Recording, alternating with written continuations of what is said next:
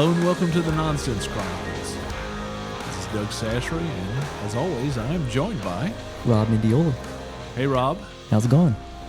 It's going good. In our studio today, it is good minus 3,500 degrees, I believe, in here. And it's pretty cold in here. It is, and I would think that somebody What are you on, Neptune? Yeah, no, it just feels like it's a Neptune. And by the way, joining us today is Paragraph Taylor and his wife Lilith from the band ManifestiV. ManifestiV. Okay, ManifestiV. See, now, it's not my fault because I looked at that several times. I actually could spell it right, and he was wondering if I'd spell it right, which I did. But it just... No, it's great. We have a collection of misspellings. It's like a note on my phone that's 13 notes long, and it's all like where they're from. The very first one was on Viper Room on Sunset Boulevard in Hollywood. It was a pay-to-play, and it said Manifest space V. They skipped the I. We're like, all right, well, they're not going to spell it right here. I guess we better get in on the joke. Selfie with the marquee. We're like, hey guys, check out this band, ManifestiV. Yeah. Yeah, and see, and I think when we were playing the podcast when he was at the house, I think that I spelt it right, but I was checking it as I went. I had no problem with it, but I just always thought it was V. I said it was really different. I just got the manifest part, and I did pretty much whatever after that, It sounds like a drug, ManifestiV. ManifestiV. Don't take too much. They there was going to be an E at the end of it, but it was actually a response to my mom asking me in 1997 what my AOL username should be, and I had a Marilyn Manson CD to my left and a Meat Beat Manifesto CD to my right. Jesus. And I was like, I don't know, what about Meat Beat Manifesto is awesome. It's a guy named Jack Dangerous, a British guy who does like a bunch of jungle drum and bass. He moved over to San Francisco and got on Trent Reznor from Nine Inch Nails' Nothing Records label that Manson was also on. Yeah, cool. And I was like, how about ManifestiV? And she's like, well, it'll only take 10 characters. There won't be an E at the end. I'm like, that's fine. Yeah. And then it became my handle for everything henceforth. Any social media that ever came out for like 10 or 15 years. And then I'd written about a record's worth of material, then moved out to Vallejo, California to be with Lilith and then join the band. And we were thinking of what are we going to call this? And it's my shortcut URL for everything. We're like, oh, it's already there. Manifest. Yeah. Let's just do that. Look. Yeah, and I thought. And then.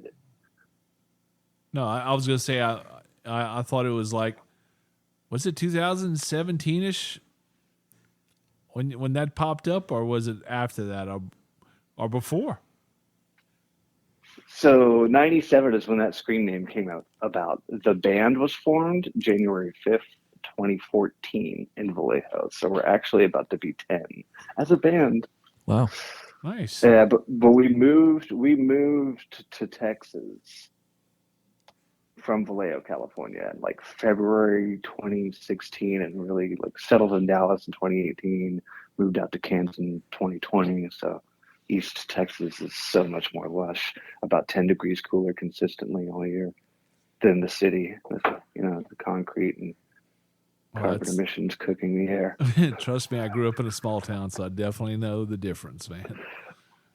Yeah, the green air and the stars at night. You could see the Milky Way. Yeah, and these are two people that also, go to Burning Man every year except this year, of course, with the issues. Yeah. Yeah, we had a sneaking suspicion this year wasn't going to go great. Yeah. We brought a carbon monoxide meter to last year's and measured about like 35 parts per million. About the third day, and 50 parts per million will kill you. Because won't it? It won't? No, I don't think 50. I think it's more higher than that. But Anyway, we had a detector.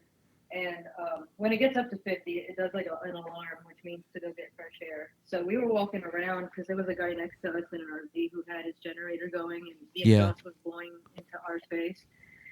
So So we walked out with our little meter, and we're like, well, let's just get away from this. And we kept walking, and we kept walking, and we kept walking and walking and walking until we reached this, like, basically out of the RV suburbia that we were in and into kind of like this open zone. Basically the beginning of the center part of Burning Man, where the giant statue of the man is. And it basically took us all the way from where we were camping all the way to that edge of the open space before the carbon monoxide levels dropped down. Jeez, is that just? And then we cleared. No, go ahead. From generator exhaust. Because everybody's running their generators to power their ACs, you know? And there wasn't any wind that day, and it was about 115 or 120, the hottest Burning Man on record at that time. So everybody was just pumping their AC for 10 hours straight. Wow.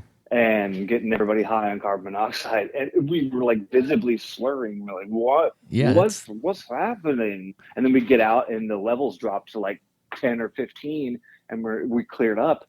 And we're like, oh, wow, we are actually getting poisoned. Yeah, you could die. That was a sign. That was a sign to not go again. Well, people do. That's when some of the deaths that happen in Burning Man are actually due to monoxide poisoning. Yeah, I believe it.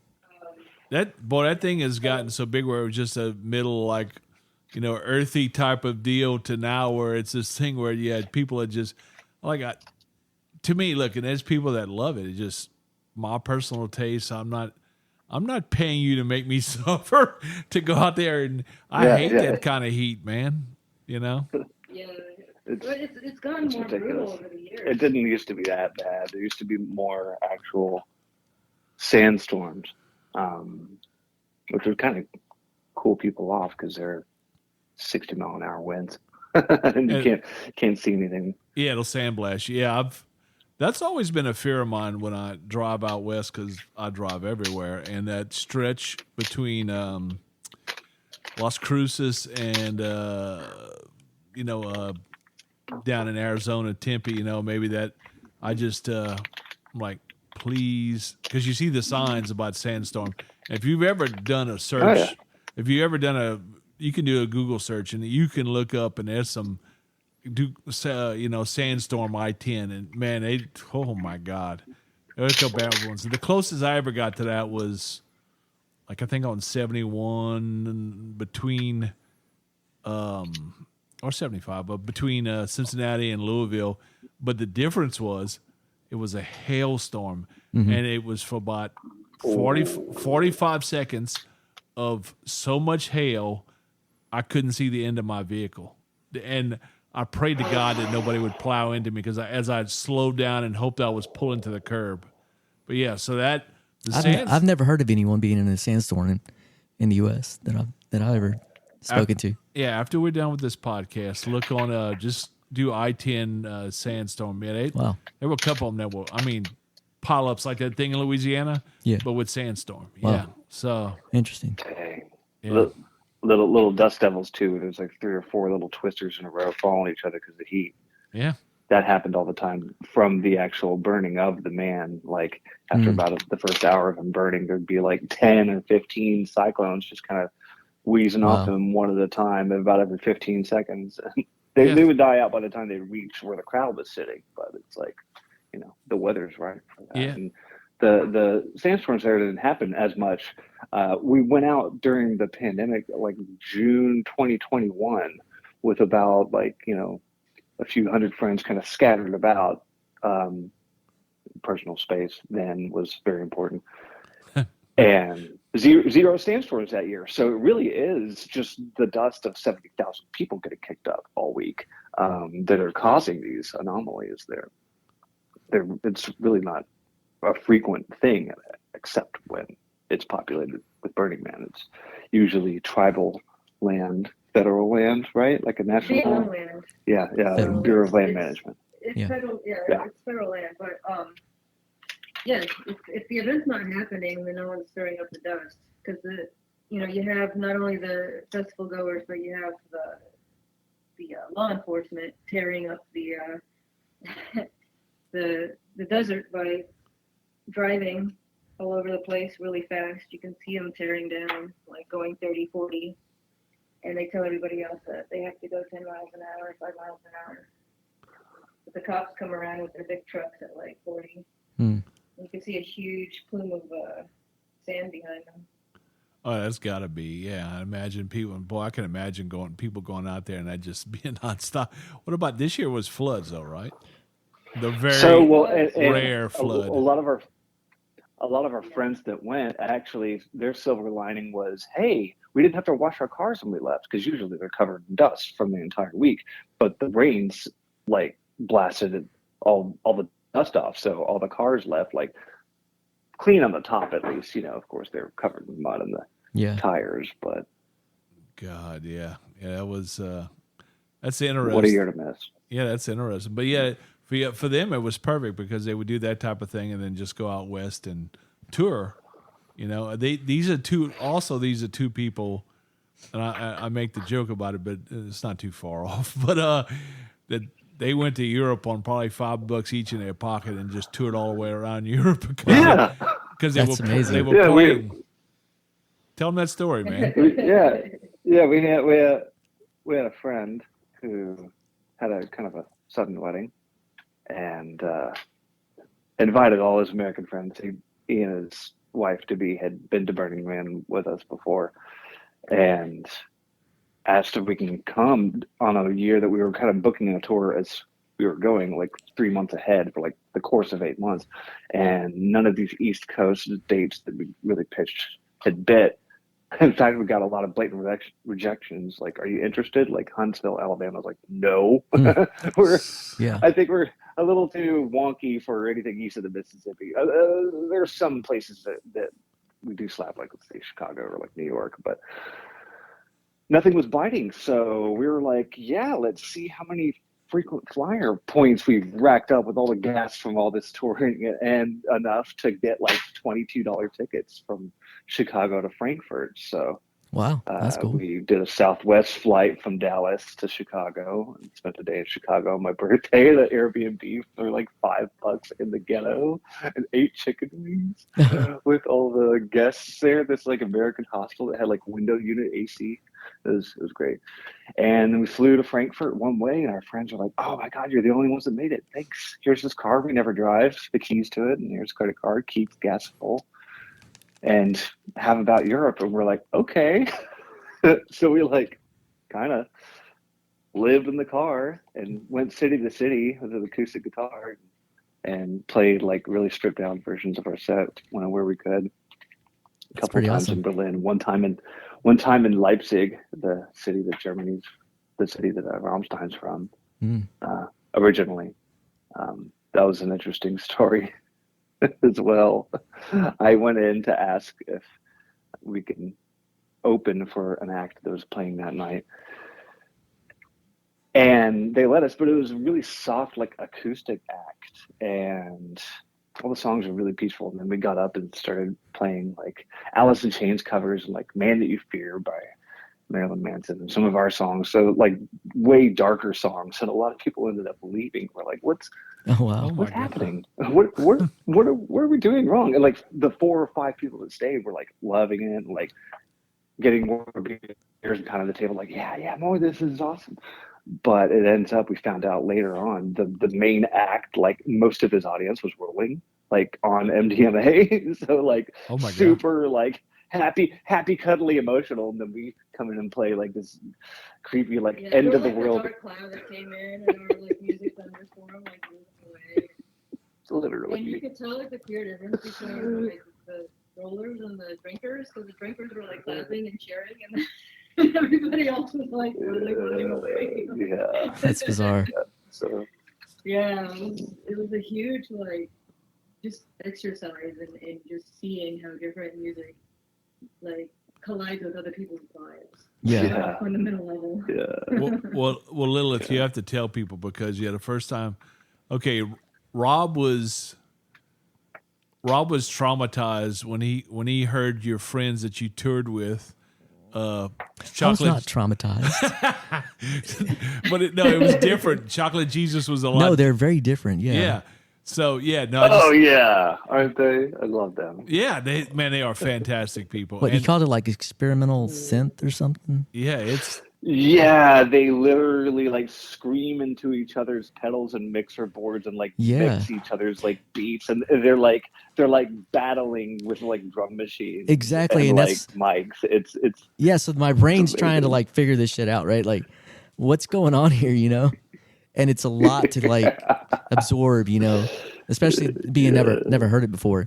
So my brain was like trying to wrap my head around it, and it's like, wow, this is different, you Yeah. know? but then I told him, We but then played go ahead. Go ahead.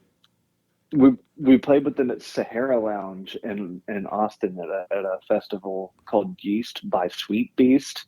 It's like the experimental like counterpart to South by Southwest going on during it, and this dude's pouring like chocolate all over himself and blood Yeah, and like blood. fake blood and like screaming into this sampler Wow. live, and we're like, this is gold, and we Yeah. fell in love with each other then and stayed in touch for like a year or two, and ended up doing a swoop through here around the same time we were in that part of Texas. So we did like 2 dates with a band from Dallas called Swarm, which are like just industrial like noise. I think I've heard of that thrash. one before.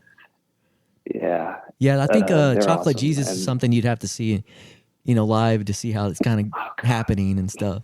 Oh, they rolled through my house with ManifestiV, not V. ManifestiV. And Chocolate Jesus, he asked me, because look, these guys, if any of these people that have been in my house, they know my house, they know the details on it.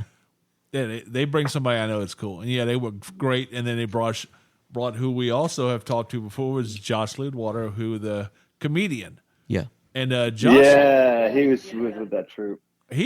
Josh is doing pretty good from what they told me. And yeah, I see him. He's staying pretty active. But Josh, as a comedian, had lived in his car for a while. And I want to say the first night they came over, I'm pretty sure he slept. Didn't he sleep in his car and came in the next morning? Yes, I believe that is. Yeah, if not Dustin, who was one of the keyboardists in Chocolate Jesus. Yeah, and I was like, what the hell? You know, but I mean, it's not unusual though. no, But that's what he's used to, you know? but you told Especially me, if it's comfy. Yeah. yeah, and if you told me that I mean, you told me that music was a lot different. Okay, it is a It's lot different, yeah. No But doubt. I said, well, It's not mainstream. well, that's why I tell you we're going to talk to ManifestiV, and you're going to find out Yeah. that me seeing them for the first time was like, this is a lot different. Yeah, and I'll admit I haven't heard your music yet, so. Yeah, well, Lilith. So what genre are you guys? Or are you? Industrial synth. That's a good question. Yeah. We've asked several people that question after they've heard us and gotten different answers, but Yeah. it's hard. It's actually hard to describe us because Okay. we borrowed from so many elements that it's kind of like a conglomeration of just what inspires us in general. And that's But cool. I would say overall, thank you. Overall, I would say it's like structurally it's like new metal, but the sound is like industrial. Okay. Yeah. And overall, it's got I mean, the live shows definitely have like a punk vibe to it. Visually. But heavy, also- is it heavy guitar, synth, drums, Yes. like all the? The synth is, so instead of a synth, we have a vibraphone. Yeah, I was And getting ready to that tell you sets us that. apart I was getting ready to tell you Like that's Chocolate what, from Jesus. most bands in that genre. Does Chocolate Jesus have that too? Yeah. I think they No, do. no, No? they've They got had a synth. they've got a few synths. Oh, like okay, synth, actual okay. Moog, But yeah, she like has the stand up like analog ones. Okay. she has what I call the xylophone pipes. But yeah, what is it really called? I'm sorry. Vibraphone. Yeah. And It's yes, it's a vibraphone. Cool. yeah, and it just started But with y'all two playing, and then now they've added like a 16 set piece band, and now they're playing like that. No, but yeah, but it, Zappa, there's a vibraphone section. There's 4 vibraphones. yeah. Oh, wow. No, but they actually started playing with just her and him. That's Yeah. what. Well, here that's why I saw them. But now, don't you tour Yeah. with? Who tours with you? Who plays drums? So the drum and bass section of Secret of Boris, That's right. Okay. Didn't Ron? Ryan A, and Kevin Porter Yeah, but didn't. make us. No, I'm sorry. Didn't Ron Good play with you once? I can't remember. Yes or no? No, Okay, then see that I'm. we auditioned a drummer for a while. He went by Walrus. He was an amazing person, but then once we like got together with there's some assets of the electronics that didn't quite jive right. So Ryan A was the first drummer we played with live, and Kevin Porter, and he was playing bass.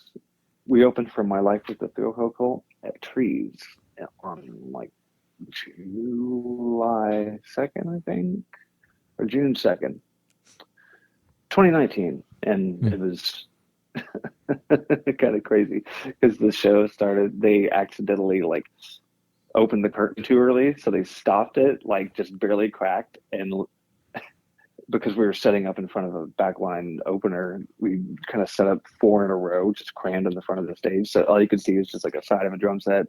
And Kevin with this plague mask and spikes, like replacing a mohawk out of the mask. And then the side of my guitar, and Lilith is actually singing in the crowd in the opposite end, kind of like sneaking through. It was a lot of fun with them. Yeah, we've done a majority of our shows, all the ones outside Texas, with the two of us, all the ones in California when we first formed, and every time we went back, all the Burning Man ones. We tried to have the guys out a couple times, but just circumstances takes a lot to bring that much more gear, where it's just a vibraphone and the guitar. You could sometimes fit in a car. I found out last summer. So is it all played live, or are you tracking stuff? So when it's the two of us, everything that's not us is just on a laptop. Okay. Track. Yeah, It's tracks. just like the session with the live drums, live bass, and a lot of synths, some backing guitar, like cool vocal effects. If we're not in a position to emulate them live, sometimes we can, and it's easier to. When it's just the two of us, we could do more things with the electronics. But Ryan A, the drummer of Secret of Boris as well, handles the electronics when we play with him, which was a lifesaver. One time we opened for the Haxons at what was Gas Monkey at the time. Yeah. The Haxons are one half the singer from New Year's Day, Ash Costello, and the other half is the bassist from Rob Zombie. His name escapes me. I'm terrible at that.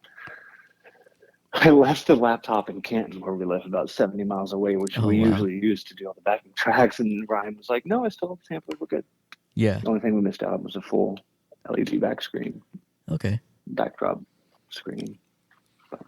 Yeah, he is. Paragraph is very talented. He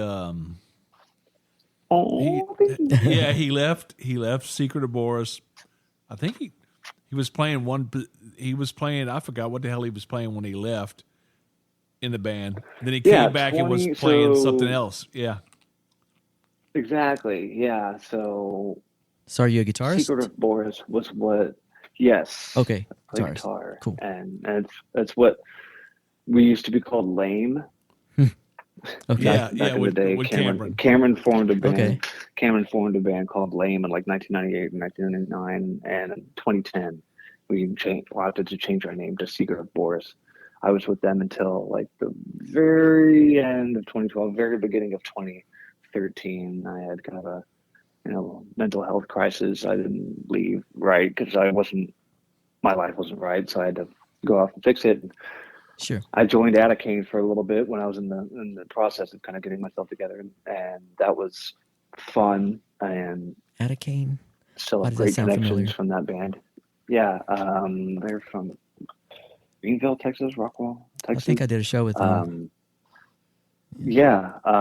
Some members of Element 80, Ryan Carroll, the drummer. Actually, I think we did a 420 show with them.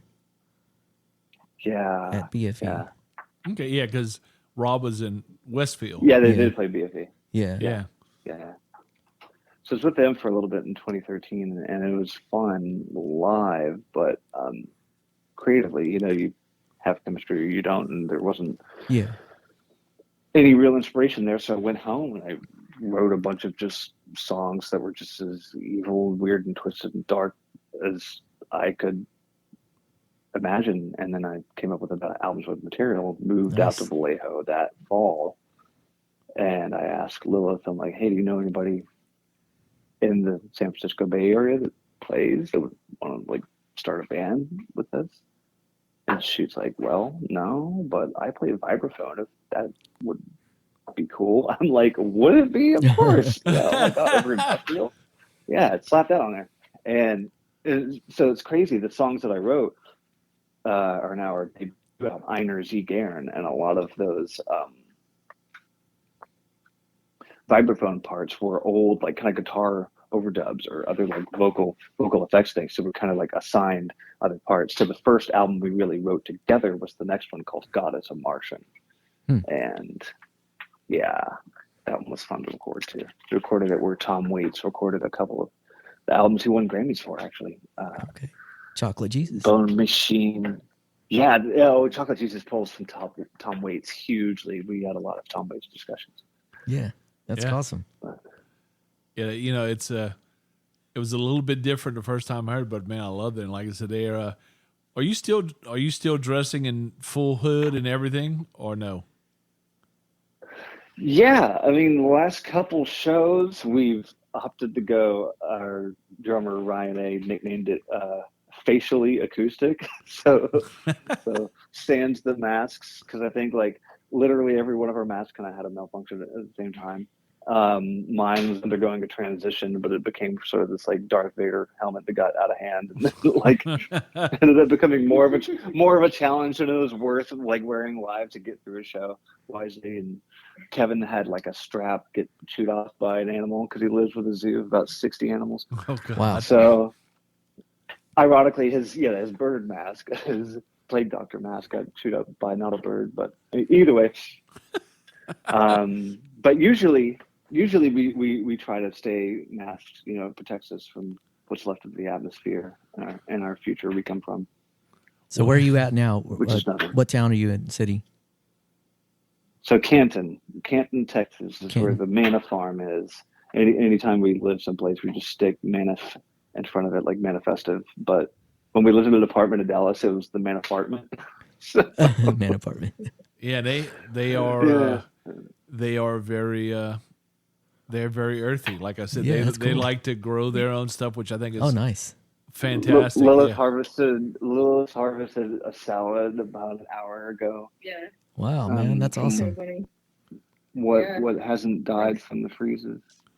Yeah, y'all must have hit that last night because last night we got to freezing last night. So It was about 29 here. Yeah. Wow.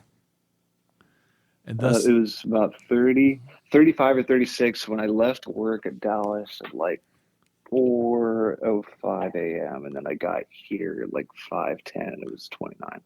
you know what's odd That's about a lot that of numbers. is my blackberry bushes seem to be doing better since it's not as hot. I think they do grow. Yeah, same. Yeah, that's weird. I never knew. I got some that were thornless, and yeah, I'm looking forward to it. I gotta cover them again, but yeah, I don't have the man. I can't wait. I have to get up to Canton and see y'all set up pretty soon because I am curious about north of campfire. Yeah, north of Athens. Yeah, and Yeah, okay, cool. and they Exactly. Yeah. and yeah, I think my wife would love that, and maybe going to trade days and stuff, all that kind of stuff. So Oh yeah, Oh, yeah, first Mondays. Mondays. yes, which is You're right. it's a big deal there. And what about? Let me ask you this: What do y'all have? What's the anything set for 24 that y'all have goals for? Oh yeah. Ambitiously, we've conceptualized a double album that's a manifestation, pun intended, of a graphic novel that Lilith has been working on for the past, I would say, decade. Yeah, 10 years. Yeah, or so. It's like beyond Star Wars level epic, and it wraps in the story of Paradox and Lilith, like traveling from the future and fighting like dark energies that are trying to usurp all the life on Earth, and other aliens that are trying to help Earth unite to get off Earth before Earth eats them alive. So it's a deep plot. And we started writing for it and started trying some of the new songs live. And the jump is like from when Tool went from Anima to Lateralis, where suddenly there's a bunch of eyeballs everywhere and everything's like 5-dimensional. It's the new songs, like the shortest new one we have is like 5 minutes, and we're used to writing like 2.5 to like 3.5 minute long songs. So it's gotten more progressive. Yeah, well, I mean, there's some things that, there's some bands that do them. I love a long song. There's some bands that have done them that I just love. Like. Well, it depends on how long it feels, because if it's that long on the clock and then it doesn't feel that long, it feels like it'll take you somewhere else, then you're cooking with the gas. Yeah, I mean, Freebird was really long, especially when you get the stretched out version of that with Leonard Skinner. But then like Avenged Sevenfold is done. Exist off of the stage album was long as hell. In fact, it was funny. They said they covered on that Grammy performance. They did the acoustic set, and we're gonna play this song we've never done before, but we're only gonna do the first 5 minutes of it, because we're not doing the last 7, So yeah, it's a very long song. I was gonna say, Avenged Sevenfold has to have at least done 7-minute long songs. I mean, look, they had what was the song? Something. It's not hard to do, really. It's just they have they not the typical. Just keep playing. Yeah, just keep playing. I can't remember. Just don't stop. Yeah, it's pretty simple. Yeah, do it 16 times instead of 8. Exactly. Yeah. Yeah, I Won't See You Tonight has part 1 and part 2, and they're both long songs. So Speaking of part 1, part 2, oh man. So Pantera fans, either of you? Yeah, both of you. Both. The Great Southern Trendkill, I've long believed, and I might be biased since it's the first album of theirs I've really heard in its entirety. I believe it's their best album.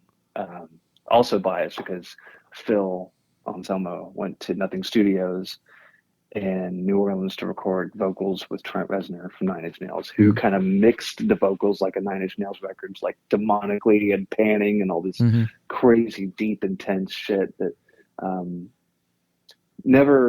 was never quite captured on the other Pantera albums. So they have Suicide Note part 1 and part 2, and part 1 is super deep and like sad and like acoustic and has like synths and stuff. It's a gorgeous song. And the second song was about somebody actually going through with it.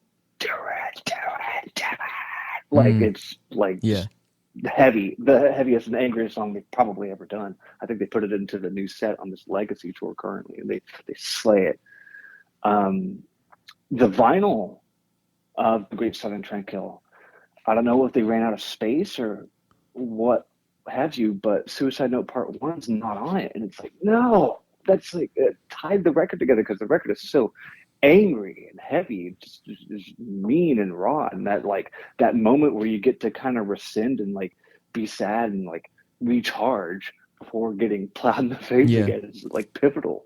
And yeah, that was kind of a sad shock to be missing a sad song in such a great record. Next year's the 20th anniversary of the death of Dime, right? 20th? Yeah, we just passed 19th past Friday. Yeah, it was next December 8th, 2004. 20th anniversary. Yeah. We got to do something in Houston for that, for sure. Yeah, I'd imagine. And I don't know if you've seen those AI renditions of like Tupac and like Kurt Cobain and Jimi Hendrix, like if they're like, 60 or 70 or whatever. But I really like wondered, okay, so what would a 58-year-old Dimebag like look like? Like a badass like wizard, like probably, like super like this like unapproachable like mountain man who's like still like super kind, but he's like Luke Skywalker and like the the first new episode, living off on the island by himself on the planet. He's like, don't touch me. I think he still would have been kicking some ass. Oh, Personally, yeah, I Of think so, course, too. of course. 58's not that old, man. No, I hope not. Yeah, no, he'd have been like into his like prime, but Yeah, he, for you sure. know, he definitely was at his prime. You know, we are having this conversation. I don't remember with who recently because it just passed. But like, as morbid as it is, he went his whole life doing what he loved up to the moment Yeah, of his passing. You know, it's like few are so lucky to get to be doing like what they were put on earth to do, like right. the moment that they leave. So that's very true. Yeah, that is very true. Yeah. So what other? What? Go ahead, Rob. Where are you playing? Like around?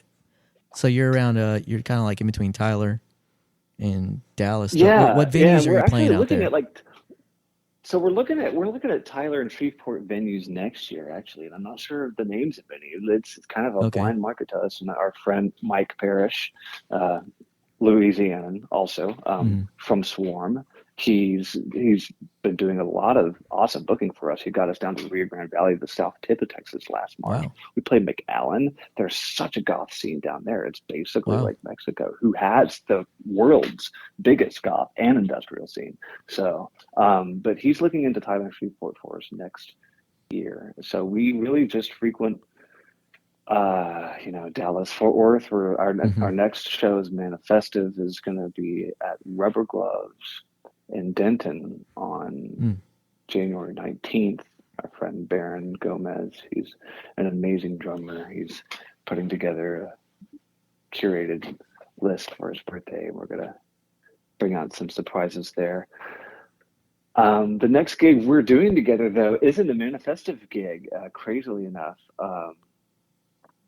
My other band, Secret of Boris, is releasing their CD, Humans Are Scary, at Three Links in Deep Ellum. And Lilith is DJing at the end of the night after cool. That's right. our I set. saw that. And not just with, turntable. She's got a MIDI controlled mallet Oh, nice.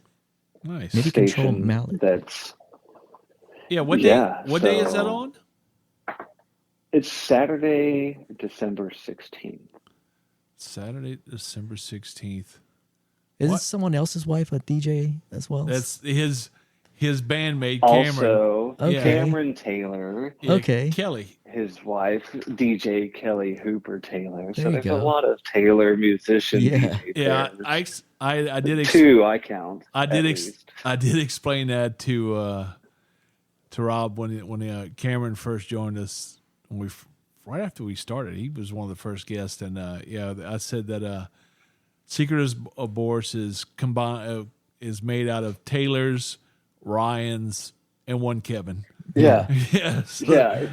Yeah. So yeah, exactly. Before I rejoined in 2018, and that's a cute, brief little story there too. I nicknamed them Cameron of Ryan. COR instead of SOB. Secret of Boris. Cameron of Ryan is totally it. Yeah. Yeah, but no, the end. It was like the end of 2017. I filled in bass a couple times and did a couple recordings, Make It Out and Don't Mention Love, which made it on to The Reason and the Remedy, with Secret of Boris again for the first time in 5 years, having left and went to California for ManifestiV. And Cameron and I were talking. We still felt we had some unexplored chemistry, and my dissatisfaction from the first time when I left Secret of Boris was there were other experimental offshoots and really things I wanted to try and levels of really particular complexity I wanted to reach that I wasn't quite able to in Secret of Boris before. But now with ManifestiV, I'm able to explore kind of both sides of the ways that I write, big, dumb, stupid, and beautiful on one side, and then crazy, complex, otherworldly, bizarre on another side. So And the good thing is about that they're very free on letting paragraph running back and forth as he needs on that. And That's awesome. but I prefer to see Secret of Boris when he's with him. I love the full five. No, they've been cool. They played a show in Tyler actually. Secret of Boris did when ManifestiV was playing at Burning Man, and they've been really cool, generous enough. A few like summers and some like other seasons when we're out for a tour to modify for my absence. One show, there was a show in Trees. Kevin was unavailable as well. So CJ Pierce from Drowning Pool, another Louisiana-born friend of the show, just got the album Dropboxed to him like a week before the show, and knew it first bang, of course. And Justin Prater, the bassist of Paper Street, they're awesome, like alternative, like heavy rock. Think like Failure, Helmet, Hum, like late 90s. The bassist of that band, he came together with CJ Pierce, and they played a Tree show with Intercore while I had just left for a ManifestiV tour, and Kevin was unavailable. So yeah, they've shape shifted many times, but in fact we need we're strongest as the native Quint. The show must go on, man. That's right. Well, yeah, we need to have what's his name of Paper Street? I forgot his damn name. Shelton. Yeah, we need to have him on. He's a good guy, man. And Shelton, he's beyond inspirational. We had the privilege of being neighbors with them at Pro Rehearsal before it closed at the beginning of August of this last year. It was Dallas's quote premier unquote rehearsal space for about 40 years. Wow. Really had a deep community to it. And Paper Street and ManifestiV / Secret of Boris butted rooms with them, so we would hear each other's riffs and practices and come over and do guest vocals on each other's stuff. They're great. They're a great group of cats. Yeah, we wanted y'all to join us today, man, because like I said, you two are interesting. A diggy. Interesting duo, but man, it's always so creative. And Lilith plays that stuff, but she's also she can paint anything. Really, that's cool. Have you seen the Jack painting yet? She did? Oh yeah. Oh, okay, that's who did that. Okay, yeah, that's right. Yeah, and it just I told this story before. Cool. Yeah, we were talking about on the way home, and they were in town playing, and we were going to meet because I was with y'all. We were at I think Wildcatter that night, and I said, she goes, I want to ask Lilith tomorrow if she wouldn't mind painting a picture of Jack.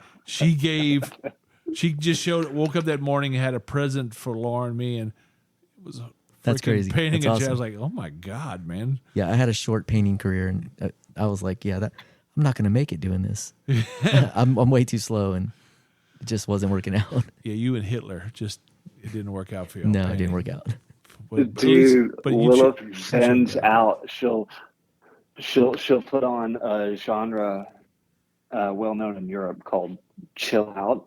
There's a radio station on an app called Radio Garden. You could just scroll the globe and drop a pin, and wherever there's radio there, you could scroll through it.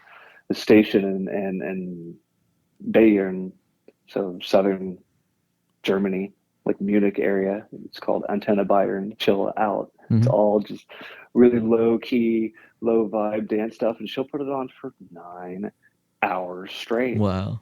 Knock out a painting. Okay. And the endurance is just nuts, but it's watching it come to life, or doing the layers and kind of letting everything dry and do the outlines. Every single animal she paints has emotion and is looking at you longingly for a pet or like affection or something. That's cool. When you can get that down, that's really important. Cool.